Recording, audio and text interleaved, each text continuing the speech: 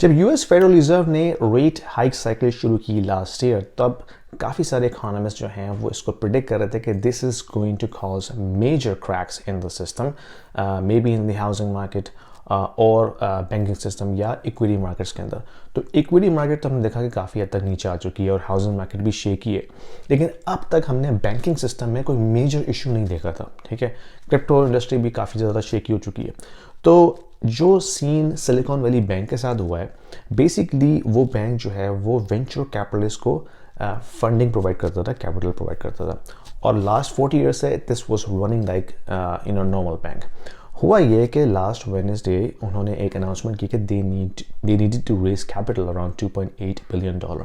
उससे एक पैनिक मचा कम्युनिटी के दरमियान कि भाई something is wrong, let's get our deposit back as soon as possible. तो जब बैंक रन का सीन क्रिएट होता है ना, that means winner takes all, यानी कि whoever gets first will get their money back.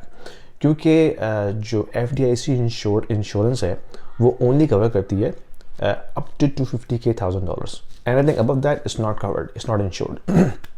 तो फिर जितने जो भी VC फंड वो थे, फाउंडर्स थे या लेंडर्स थे, they started taking their money out all of a sudden. तो उससे क्या हुआ कि बैंक रन मचा। तो बैंक रन मचा तो जो उनके डिपॉजिट थे वो नीचे हो गया, कैपिटल नीचे हो गया, और जो उनके पास एसेट्स थे वो काफ़ी ऊपर थे। तो दोनों का मैच करना बहुत ज़रूरी है ना।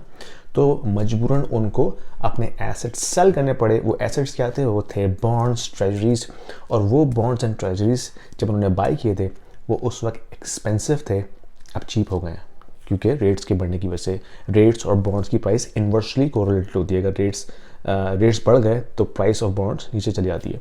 तो उनको एट अ लॉस वो बॉन्ड्स बेचने पड़े मजबूरन, अराउंड $1.8 बिलियन के। और उससे पहले भी जब आप उसकी बैलेंस शीट देखते तो they had unrealised losses on their balance sheet because of that rate hike issue. तो जो शॉर्ट सेलर्स थे उन्होंने दबा के इसके स्टॉक शॉर्ट करना शुरू कर दिए, जिसकी वजह से ये जो पैनिक था वो एक्सपोनेंशियली और ज़्यादा बढ़ गया। उसके बाद फिर ऑफ कोर्स अब हमारे सामने सिचुएशन के बैंक के पास कैपिटल जो है ही नहीं, जितना था वो भी डिपॉजिट जो है निकल गया। They are now in negative capital around almost -1 billion के अराउंड के कैपिटल है। तो FDIC ने सीज कर लिया बैंक कोलैप्स हो गया, बैंक इंसॉल्वेंट हो गया, और जिन डिपॉजिटर ने अपना पैसा नहीं निकाला, नाउ दे आर स्टक। ठीक है, अगर उनका पैसा 250,000 से नीचे का है तब तो FDIC इंश्योरेंस के ज़रिए उनको पैसा मिल जाएगा, लेकिन अगर ज़्यादा है they will lose it most likely. तो काफ़ी अनफॉर्चुनेट सिचुएशन है। Now is this a one-off or is it going to spill over? That's the question we have to answer. जो सिचुएशन इस बैंक के साथ हुई है, it can also happen with other banks, क्योंकि जिन बैंक्स ने भी वो सिक्योरिटीज़ बाई की हैं इन द लास्ट 2 ईयर जब रेट्स नीचे थे, रेट्स बढ़ने की वजह से उन सिक्योरिटीज़ की जो वर्थ है, जो वैल्यू है, वो नीचे चली गई है। अब अगर किसी भी वजह से उनको वो सिक्योरिटी सेल ऑफ करना पड़ता है, दे विल टेक लॉस, और उस लॉस की वजह से ऑफ कोर्स जो उनकी बैलेंस शीट है that has to be matched. So how they will do it, I think this is the question everybody is looking to answer.